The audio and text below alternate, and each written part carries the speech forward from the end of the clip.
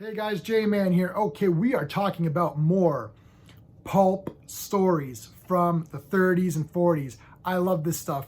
I used to go to a convention every year, pick up these reprints. It's really hard to get the original stuff because original stuff is expensive and I don't got the money for it. But I love these pulp stories. The Spider's my favorite pulp character. Obviously, everyone knows the Shadow, Doc Savage, the Avenger. I love the Avenger. He's a great character. Check him out. Justice Inc. They're great. Doc Savage, the Man of Bronze, baby. The Fortress of Solitude. Yes, Doc Savage had a Fortress of Solitude before Superman had a Fortress of Solitude. And his name is Clark Savage. We're not making fun of Superman here. Superman's my favorite character of all time. So, Superman, I love you. I love you, baby. You're the best. But come on, Clark. His name is Clark. He's got his Fortress of Solitude. But yeah, I love these old pulp stories. They're a lot of fun. I think a lot of modern day comic book writers can take a lot of notes from these things where it's very fast-paced action. Great characters. They get right into the story. Not a lot of backstory, not a lot of meandering around, not a lot of thinking or politics or talking about shit. They just get shit done in a cool way. We're going to talk about this one today. This is Dr. Yen Sin. Now, I hate that I even have to do this, but I am going to have to do this because I know that I live in today's time, and with the way the world is and with social media, we got to address the elephant in the room, or the book in the room in this case. This is a Yellow Peril book. Fu Manchu is the most famous of these kinds of stories. This is a product of its time, and I think that we need to kind of put on our big boy pants and realize that there were stories that were told before our time, before modern thinking, that were written and conceived in different times under different circumstances, okay? For example, right now, I'm sure there's writers out there, and they're doing it now in comics, where they're writing about certain presidents or they're writing about certain people in the real world and making them out to be bad guys. I'm not a politician. I am not into politics. I'm Canadian.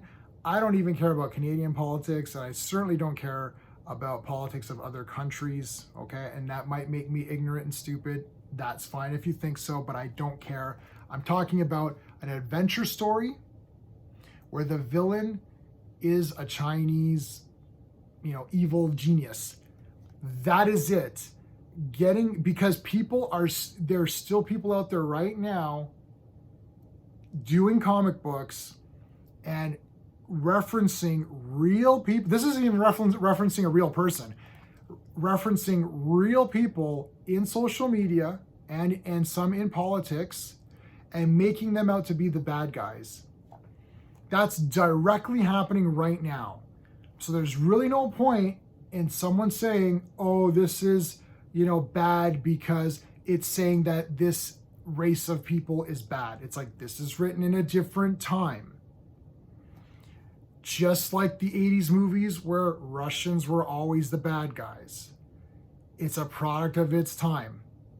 So I am an adult and a collector. Look, you can see I'm a collector, right? I'm a collector. I know what I am. I want to read this for action, adventure, mystery, fights, whatever. And that's how I'm going to review this, okay? Done. That took 4 minutes. I apologize for you guys who had to sit through that 4 minutes of me, giving myself like the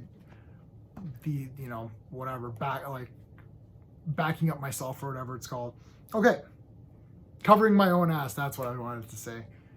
I'm going to review this using my SPACE method, which is story, pacing, artistry, characters, and enjoyment. Each one of those categories gets a 0 to 2 out of 2.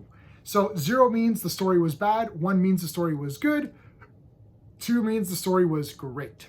That's how we're going to review it. Now, I use that method for comic books and for movies, and it works out really well. Now, for the A, which is artistry, it's going to be tough because there's really only the cover. There's a little bit of art in here, but not really much to go on. But I'm going to give the art 2 out of 2 because all of these covers are amazing. Don't judge a book by its cover. Yeah, right. The covers are awesome. So look at that. That's pretty cool. Okay. So let's talk about the story here. I'm going to give the story a 1 out of 2. The reason I'm not giving it higher than a 1, it's standard pulp storytelling. Bad guy, there's going to be something that's going to happen to America if the bad guy isn't stopped. That's it. There's nothing really any extra going on in here that's going to elevate this into anything higher than an average pulp story. So I don't want to do spoilers or get into the details of it. This is only 145 pages, which was going to lead into pacing. So I really don't want, to tell you a lot, because the point of this is to read it and enjoy it and see where it goes, right? For pacing, 2 out of 2, 145 pages. This starts off right away and does not stop. It is amazing. You could read this in 1 sitting, 2 perhaps if you need to. Absolutely incredible, so fast paced. It's very, very well done. They give you the hero. His name is Michael Trail, Traile. So Mike Trail. They give you his origin in like 1 page, and it's because like this person is sent to kill him, and then they've got like a kind of a file on him, and he reads out the file that they have on him, and that's his origin. So amazing. The artistry is 2 out of 2. I already said that. The cover's amazing. Okay. Characters, 2 out of 2. Thought this was amazing. Okay. Obviously, Dr. Yen Sin is a big-time copy of Fu Manchu, who is the best. Fu Manchu is one of the best villains. He is the archetype villain for every freaking villain that's got. Doctor Doom, any of these guys, Bond, anybody in a Bond book. Who else? Any of these like dictators or evil geniuses, masterminds, even Lex Luthor, it's all Fu Manchu. Basically, Dr. Yen Sin is Fu Manchu. But he's awesome. I love Fu Manchu, and even a copy of Fu Manchu is still cool. So he's a great villain. He's crafty, and the series is based on him. So he's going to escape at the end or something, right? So that's not even a spoiler, because there's more than one of these. This is just number 1. The hero is surprisingly awesome. His name is Mike Trail. He's basically sort of a Doc Savage. He's very smart, but his thing is that he cannot sleep. There's some sort of botched brain operation, and it rid him of the ability to actually sleep. So he can go into like a yoga trance and kind of replenish his muscles and get, rest himself, but his mind stays active. So for 24 hours a day, he's learning. He had tutors during the day. He had tutors in the evening. He's like 20 something years old, or 30, maybe late 20s. And he knows more than like someone who's in their 60s, because he's had so much time to learn things. So he's super smart. I really like this a lot. So 2 out of 2. Enjoyment 2 out of 2. I'm giving this a 9 out of 10. 9 out of 10. I thought it was super enjoyable. A lot of fun. Again, you're gonna have to just remember that it's a product of its time, and you're just gonna have to accept that. And if you can accept that, then you're gonna have a lot of fun reading these. If you can't accept it, that's fine. You're just missing out on some great stories. But remember, if you can't accept this, can you accept any of those 80s action movies where the Russians were just bad guys?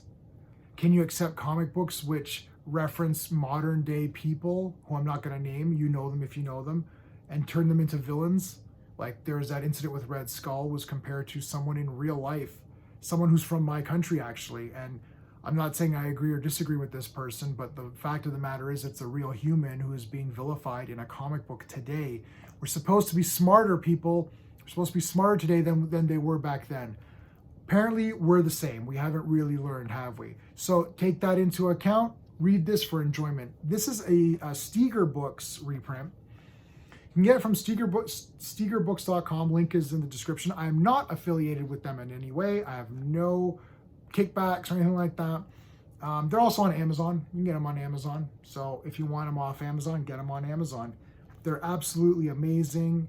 They're very quick reads. They're not exactly like real pulps are a bit bigger. They're probably like comic book size, and they usually they're like in 2 columns. So they'd probably be cheaper. I'm not cheaper. Well, they were cheaper. They're 10 cents. 5 or 10 cents. But they'd probably be like 100 pages, but just longer pages. So when you reprint them in today's style, they come out to like about 200. Highly recommend this one. Check out my other videos as well. I did one on the Spider, and I did one on G8, which was great as well. But let me know in the comments if you like these kinds of things and if I should check out any ones. Now, I'm reading Operator 5 right now, and he's a famous one, so I'll see how that's like. But yeah, guys, let me know what your thoughts are on some of these pulps, man. I think they're really exciting and cool. So it all ties in with comics. It's all kind of around the same kind of thing. It ties in with the radio shows and the serials, the movie serials. It's all that kind of stuff, and it's all great. It's all fun. But all right, guys, if you like this kind of thing, give me a subscription, give me a like. I really appreciate it. We do streams all the time. We invite people from the stream to come in and talk to us. So very open here. I will not block your comments. I will not ban you. If you don't like these and you're really upset over this kind of thing, you have the right to feel that way. I will never erase a comment. YouTube sometimes does block comments, and I've actually clicked on allow all comments, and they still don't allow some. So if you do want to say something negative, please word it in such a way that doesn't make YouTube block it, because I think everyone deserves to be heard, even people that don't agree with me, right? Okay, guys, thank you so much for watching. Until next time.